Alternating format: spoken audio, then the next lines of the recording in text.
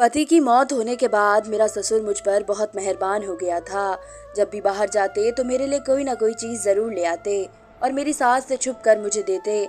वह हर वक्त मेरे आगे पीछे घूमते रहते जैसे वे मेरे नौकर हो। मुझे बड़ा अजीब लगता था क्योंकि वे पहले तो ऐसे नहीं थे, पर अपने काम से काम रखते थे। एक रोज़ सास को हम दोनों पर शक हो गया। सास ने मुझ पर इल्ज़ाम लगा दिया कि मेरा ससुर के साथ अफेयर चल रहा है और फिर इसी रात सास मुझे घसीट कर ससुर के कमरे में ले गई और जो कुछ उसने मेरे साथ किया, मेरे जिस्म से जान निकल गई। क्योंकि मेरा नाम पायल है, मेरी उम्र 27 साल है। मैं अपने घर वालों की बहुत लाडली थी। हम 2 बहनें और एक भाई थे। भाई बड़ा था और इससे छोटी मैं थी। भाई के लिए बहुत से रिश्ते आ रहे थे, मगर हर किसी की कोई न कोई शर्त होती जिसे मानने से बाबा इनकार कर देते थे। एक बार भाई के लिए एक अच्छे घराने से रिश्ता आया तो वो औरत कहने लगी कि हमारे खानदान में आटा साटा होता है, मैं अगर आपकी बेटी दूंगी तो आपको भी मुझे अपनी बेटी देनी होगी। मेरी माँ ने तो अपना कलेजा ही पीट लिया कि ये कैसी शर्त है, हम नहीं मानने वाले। मैं भी अभी शादी नहीं करना चाहती थी क्योंकि मैं किसी लड़के से प्यार करती थी। उसने कहा कि तुम अपने घर में बात करो, बाकी सब कुछ मैं संभाल लूंगा। लेकिन मेरे बाबा बहुत सख्त थे, मुझे बहुत डर लगता था। उस लड़के ने कहा कि अगर तुमने अभी बात नहीं की तो मैं तुमसे शादी नहीं करूंगा, क्योंकि मुझे किसी डरपोक लड़की से शादी नहीं करनी। उसका नाम रोहन था। मैंने रोहन के बारे में माँ से बात की तो वह मुझे खूब मारने लगी और कहा, अगर तेरा हलक से ये बात निकली तो मैं तेरे बाप को ये सब कुछ बता दूंगी और वह तो तुझे जान से ही मार डालेंगे। मेरा फोन भी तोड़ दिया। अब मेरे पास रोहन से बात करने का कोई तरीका नहीं था। माँ ने उस औरत की शर्त मानकर मेरी और भाई की शादी करा दी। भाई के लिए उस घर से लड़की लाई गई, जबकि मुझे वहां भेज दिया गया। इस घर में मेरी सास, ससुर और एक मेरा पति और 2 उसके बहन भाई थे। बहन तो मेरी भाभी बनकर मेरे घर चली गई थी, जबकि भाई दुबई रहता था। मैं शादी नहीं करना चाहती थी, लेकिन मजबूर हो गई थी। मुझे विदा कर दिया गया था। पति अच्छा था, उसने मेरे साथ अच्छा रवैया रखा। मुझे मेरे एक दोस्त ने कहा था कि पति को कुछ भी बताने की जरूरत नहीं है। अगर तुम्हारे पति को रोहन के बारे में पता चल गया तो वह यह सोचेगा कि तुम्हारा उसके साथ अफेयर था और तुम्हारी जिंदगी बर्बाद हो जाएगी। मैंने कहा कि मेरा पति करण बहुत अच्छा है, मैं उसे कुछ नहीं बताऊंगी। दिन यूं ही गुजर रहे थे। एक दिन मैं बहुत ही ज्यादा जज्बाती हो गई। मुझे रोहन की बहुत याद आई और मैं अकेली बैठकर खुद से बातें करने लगी। जब पलट कर देखा तो मेरी सास पीछे खड़ी थी। उसने मेरी सारी बातें सुन ली थी।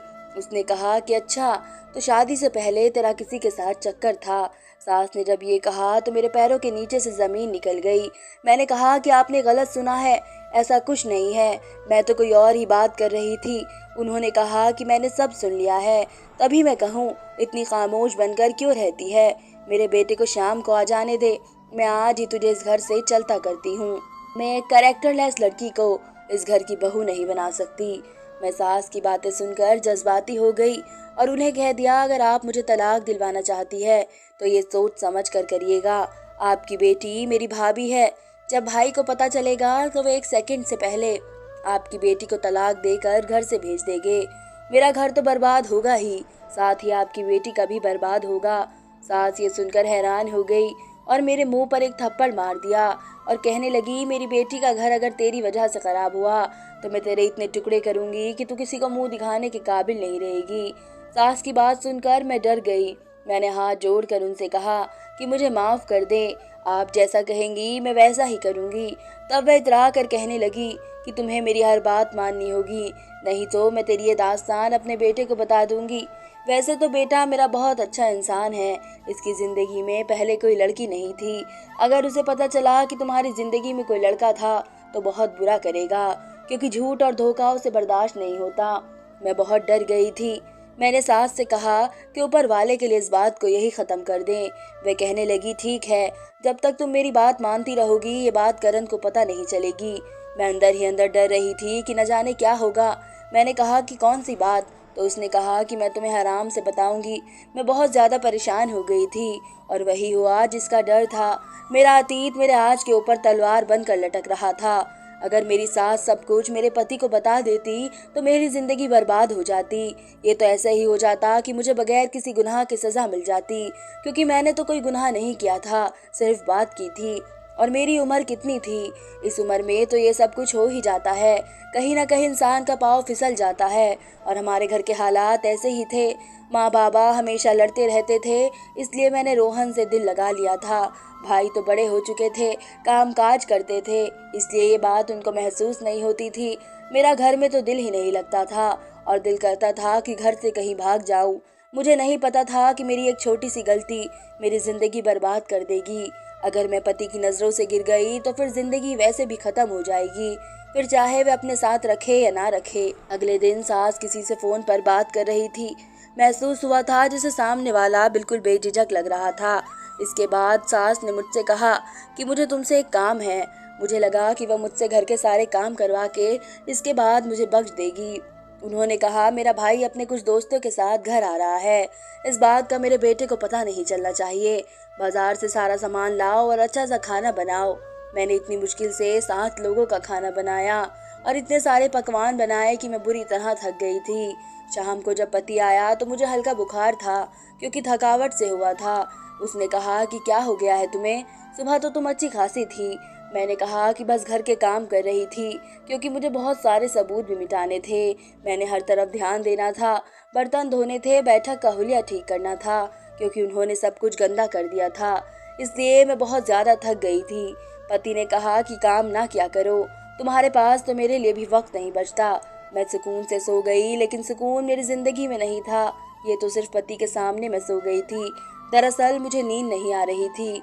उसके बाद मेरी सास ने अगले दिन फिर मुझसे कहा कि आज मेरे भाई की दावत है, और दिन इसी तरह गुजर गया। इसी तरह वे मुझसे अपने काम करवाती रहती थी और मैं किसी बात से इनकार नहीं कर पाती थी, क्योंकि उसके पास मेरा राज था। वह मुझसे पहले तो छोटे छोटे काम करवा रही थी, फिर उसने मुझे एक दिन अजीब काम बता दिया। उसने कहा, तुम करण से पैसे मांगो, कहना कि तुम्हें ज़रूरत है और वे पैसे मुझे दे देना। मैंने कहा कि जब से शादी हुई है मैंने उनसे एक भी रुपया नहीं मांगा, तो अब कैसे मांगूं? मैं क्या बहाना करूंगी? और बाद में वे पूछेंगे कि तुमने उन पैसों से क्या खरीदा, तो मैं क्या जवाब दूंगी? सास ने कहा कि मेरा मसला नहीं है, अगर तुम नहीं मांग सकती तो इसकी जेब से निकाल लो। बीवियां तो वैसे भी पति की जेब से पैसे निकाल लेती है। मुझे तो बहुत ही ज्यादा बेचैनी हो रही थी, क्योंकि एक झूठ बोलने के लिए 1000 झूठ बोलने पड़ते हैं। मैंने सोचा कि मैं चुपके से उनकी जेब से पैसे निकाल लूंगी और कह दूंगी कि मुझे नहीं पता, आप कहीं गिरा आए होंगे।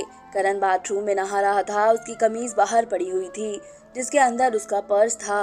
मैंने उसमें से 5000 रुपए निकाल लिए। वैसे तो उनको पता नहीं चलता, लेकिन इतनी बड़ी रकम का पता चल ही जाता है। लेकिन जब मैं पलटी तो मेरे पति ने मुझे देख लिया। उसने कहा कि क्या कर रही हो तुम? मैं पूरी तरह घबरा गई। मैंने कहा कि मुझे कुछ पैसों की जरूरत थी। उसने कहा कि पैसों की जरूरत है तो तुम मुझसे मांग लेती, ये चोरी से निकालने की क्या जरूरत थी? अच्छा, कितने पैसे लिए हैं? मैंने कहा कि 5000 लिए हैं, मैंने कुछ शॉपिंग करनी है। मेरे पति ने कहा, ठीक है, अगर तुम मुझसे मांग लेती तो मुझे अच्छा लगता। मैं अपने पति के सामने बहुत शर्मिंदा हुई थी। दिल करता था कि जमीन फट जाए और मैं उसके अंदर चली जाऊं। वह क्या सोचता होगा मेरे बारे में कि मुझसे पैसे मांग के नहीं सकती थी।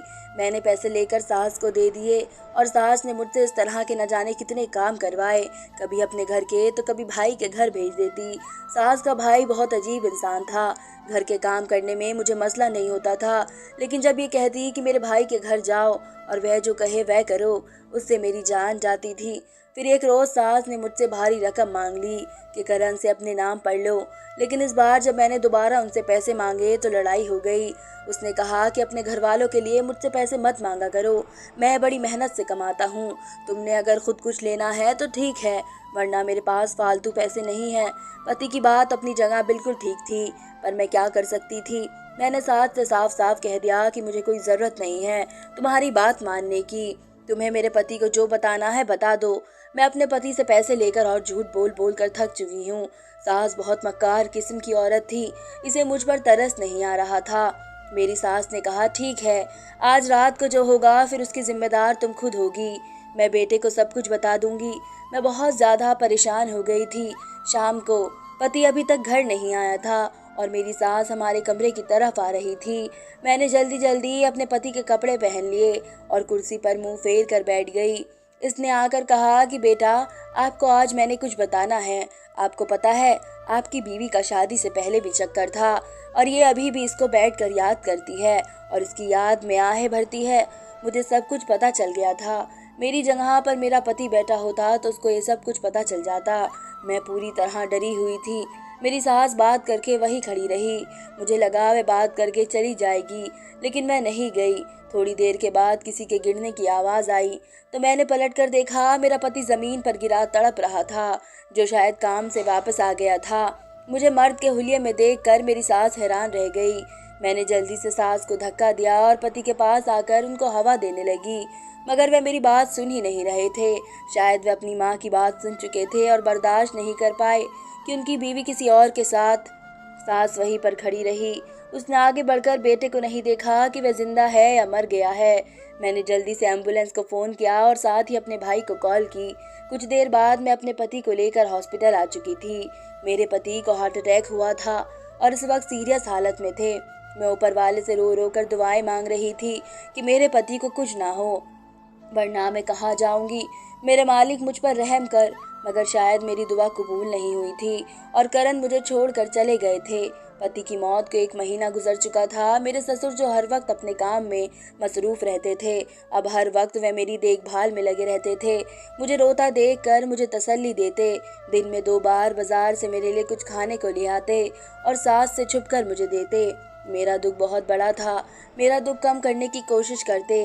फिर एक दिन ससुर मेरे लिए फ्रूट लेकर आए तो सास ने उन्हें देख लिया कि वह चोरी छुपकर मुझे तन्हाई में फ्रूट दे रहे थे। बस फिर तो इल्ज़ाम लगा दिए। मेरे ससुर अपने कमरे में चले गए, जबकि मेरी सास मुझे खींच कर वहीं ले गई और कहा कि तुम दोनों का अफेयर चल रहा है, कब से दोनों छुप छुप कर मिलते हो। मेरे ससुर बहुत शरीफ आदमी थे। मैंने कभी उनमें ऐसी बात नहीं देखी थी। वो मुझे अपनी बेटी समझते थे। मेरी आंखों में आंसू आ गए थे और ससुर की आंखें भी नम हो गई थी और कुछ जवाब दिए बगैर ही उठकर घर से बाहर चले गए और फिर कभी लौट कर ही नहीं आए। ससुर को गए 4 दिन गुजर गए थे और मेरी सास को उनकी कोई फिक्र नहीं थी। मेरी सास मुझे जहर लगती थी। मेरा दिल करता था कि सास की शक्ल तक ना देखूं, जिसकी वजह से आज मैं विधवा हुई थी। उस औरत को किसी की परवाह नहीं थी। मेरी भाभी अपने भाई को याद करके बहुत रोती थी और हर वक्त अपनी माँ को कोसती रहती थी। करण की मौत के बाद मेरी सास कहने लगी कि तू इस घर में रह सकती है। मैं जानती हूँ तू करण की विधवा है, मगर ये बात याद रखना कि अब तुम बहू नहीं बल्कि नौकरानी हो। जैसा मैं कहूँगी तुझे वैसा ही करना होगा। अगर मेरी कोई बात ना मानी तो उसी दिन मैं तुझे इस घर से निकाल दूंगी। अब मैं क्या करती? अपना मामला मैंने ऊपर वाले पर छोड़ दिया था। सास हर रोज अपने भाई को मेरे कमरे में भेज देती। मैं बहुत तंग थी। सास का भाई मुझसे नाजायज हरकत करने की कोशिश करता। मैं कैसे भी करके उसे रोक देती थी। मैं खुद पर बीते जुल्म का अपनी सास से बदला लेना चाहती थी कि उन्होंने किस तरह 2 जिंदगियां खराब की है। यही सोचकर मैंने सास के भाई को अपने साथ मिलाया और उसे कहा कि वह मुझसे शादी कर ले। वह सुनकर खुश हो गया। उसने मुझसे शादी की हामी भरी और कहा कि परसों हम दोनों शादी कर लेंगे। मैंने बात अपनी सास से छुपाई रखी और साथ ही सास के भाई को भी बोल दिया कि ये बात तुम अपनी बहन को ना बताना। उसकी उम्र 50 या 55 साल थी। उसके पास दौलत की कमी नहीं थी। मुझे अंदाजा हो चुका था कि सास पैसे की लालच में ही इसकी सब बातें मानती है। मेरे पास 2 दिन थे। मुझे उन 2 दिनों में ही कुछ करना था और वह तो बहुत खुश था कि मैं उससे शादी कर रही हूँ, मगर मेरे दिमाग में कुछ और चल रहा था। मेरे मायके वाले इस बात से बेखबर थे। मेरे पति करण की मौत पर वे सिर्फ चंद घंटों के लिए आए थे। उसके बाद किसी ने मुड़कर भी नहीं देखा था। मैं भी अब बेखबर हो चुकी थी। शादी से 1 रात पहले मैं सास के कमरे में कुछ कहने आई थी, मगर सास किसी से फ़ोन पर बात कर रही थी। वह सुनकर मेरी रूह कांप गई। वो किसी से मेरे बारे में बात कर रही थी और साथ ही उनसे पैसों की डिमांड कर रही थी। मैं हैरान थी कि मेरी सास की किससे बात चल रही है। 2 दिन बाद शादी का दिन आ चुका था और मैं खुश नहीं थी। मैंने ऊपर वाले पर अपना मसला छोड़ दिया था। वही बेहतर कर सकता था। मेरी सास का भाई अपनी बहन से ये बात नहीं छुपा सकता था। वह मेरे कमरे में आकर कहने लगा कि तुम करण की विधवा हो और अब तुम मेरी बीवी बनने जा रही हो, मगर मैं जिंदगी का इतना बड़ा फैसला बहन को बताए बगैर नहीं ले सकता। ये बात उसको बताने जा रहा हूँ। और ये कहकर वह वहाँ से चला गया। मैं भी उसके पीछे पीछे थी। सास आज भी किसी से फ़ोन पर लगातार बहस कर रही थी और उसे घर बुला रही थी। अपने भाई को देखकर उसने फ़ोन साइड पर रख दिया। फिर जैसे ही उसने अपनी बहन से शादी वाली बात की तो मेरी सास बुरी तरह घबरा गई। वह बस इतना ही बोल पाई कि नहीं, ऐसा नहीं हो सकता, तुम ये शादी नहीं कर सकते। फ़ोन पर जो कोई भी था लगातार हेलो हेलो कर रहा था और साथ ही सास को बुरा भला बोल रहा था। वह अपनी बहन को मना रहा था। इतनी देर में किसी ने दरवाज़ा पीटना शुरू कर दिया। मैं दरवाज़ा खोलने के लिए जब आई तो सामने खड़े शख्स को देखकर मेरी जान निकल गई थी। अतीत मेरे सामने आ खड़ा हुआ था। सामने खड़ा शख्स कोई और नहीं बल्कि रोहन था। मगर यहाँ कैसे? इसकी मेरी सास से कैसे बात हुई थी? किसी ने सच कहा है कि अतीत कहीं न कहीं आपके सामने दीवार की तरह खड़ा हो जाता है, और आज मेरे साथ भी यही हुआ था। तब तक मेरी सास का भाई और मेरी सास भी वहाँ आ चुके थे। सास तो रोहन को देखकर डर गई थी और मुझे कुछ समझ नहीं आ रहा था। मैंने रोहन से कहा कि ये सब क्या है, पर आप यहाँ कैसे? मेरा 1 साल पहले ही आपसे रिश्ता खत्म हो चुका था। उसने कहा कि मैं तुमसे प्यार करता था और करता हूँ। तुम्हारे छोड़ने के बाद भी मैं तुम्हारी राह देखता रहा हूँ। मुझे समझ आ चुका था जब मुझे पता चला कि तुम किसी की बीवी बन गई हो। तब मैंने सारी उम्र शादी ना करने का फैसला कर लिया था, और एक दिन मुझे तुम्हारी सास का फ़ोन आया और उसने मुझे तुम्हारे नाम से ब्लैकमेल करना शुरू किया और मुझसे पैसे बटोरती रही कि मेरी वजह से तुम्हारा घर खराब ना हो। दिन ब दिन इसकी डिमांड बढ़ती जा रही थी, मगर ये औरत मक्कार है, इसे अपने बेटे की भी फिक्र नहीं थी। मैं हैरान था कि कैसी माँ है जो अपने घर में आग लगा रही है। मैंने तुम्हारी सास के बारे में पता करवाया तो पता चला कि ये तुम्हारे ससुर की दूसरी बीवी है, मतलब कि तुम्हारे पति की सौतेली माँ है। इससे तुम्हारी सास का एक ही बेटा था जो कि बाहर के मुल्क में रहता है, और उसने भी अपनी माँ की हरकतों की वजह से पलटकर उसे कभी नहीं देखा। जो औरत इतनी अंधी हो चुकी है, जिसे रिश्तों का एहसास ना रहे, उसके लिए क्या सगा और क्या सौतेला। मेरी सास कैसे हर एक को ब्लैकमेल करती थी। रोहन ने आगे बढ़कर मुझे उठाया। उसकी आंखों में आंसू थे। वह उन सब का खुद को कसूरवार समझता था कि अगर वह पहले ही करण से मिलकर बात क्लियर कर लेता तो शायद आज वह हम सब के बीच होता। मेरी शादी को लेकर मेरी सास और उसके भाई में झगड़ा शुरू हो चुका था। फिर अचानक मेरी सास ने गुस्से में डंडे से अपने भाई पर वार कर दिया, जिसके नतीजे में उसका सर फट गया और वह वहीं पर दम तोड़ गया। रोहन ने उसी वक्त पुलिस को बुलवा लिया और मेरी सास, जो कि शायद अब पागल हो चुकी थी, उसे पुलिस पकड़ कर ले गई थी। मेरे सोचने समझने की ताकत खत्म हो चुकी थी, क्योंकि मेरी सास को उम्र भर के लिए सजा हो चुकी थी और मेरे ससुर का कोई अता पता नहीं था। कुछ दिनों बाद मैंने रोहन से शादी कर ली थी। ये गलत था, मगर मैं क्या करती। कुछ चीज़ें इंसान के बस में नहीं होती। शायद ये मेरे बस में नहीं था। रोहन को उसकी मोहब्बत सही तरीके से मिल चुकी थी। मुझे भी मोहब्बत मिली, मगर बदले में किस्मत ने मुझसे बहुत कुछ छीन लिया। शादी के बाद मैंने रोहन के साथ मिलकर अपने ससुर को ढूंढने की कोशिश की थी और वे हमें मिल गए थे। वे दूसरे शहर में अपने भाई के घर में रह रहे थे। मुझे बस यही डर था कि कहीं उन्होंने अपनी जान न ले ली हो, क्योंकि वह मुझे बेटी की तरह समझते थे और मैंने कभी उनकी आंख में अपने लिए मैल नहीं देखा था। वह भी अपनी दूसरी बीवी से बहुत तंग आ चुके थे। वह सादे से इंसान थे, इसलिए चुप करके साइड पर हो गए, मगर मुझे उनसे भी गिला था। एक तरफ तो वे मुझे बेटी का रुतबा देते थे, मुझे बेटी समझते थे, पर मुश्किल वक्त में मुझे अकेला छोड़ गए थे। खैर, जो भी हुआ, इसी में कोई बेहतरी होगी। मैं अपने ससुर को मिलकर रोहन के साथ वापस आ गई थी। उन्हें भी अपनी बीवी का जेल जाने का कोई दुख नहीं हुआ था। फिर मैंने और रोहन ने अपनी नई जिंदगी की शुरुआत की थी। धन्यवाद दोस्तों।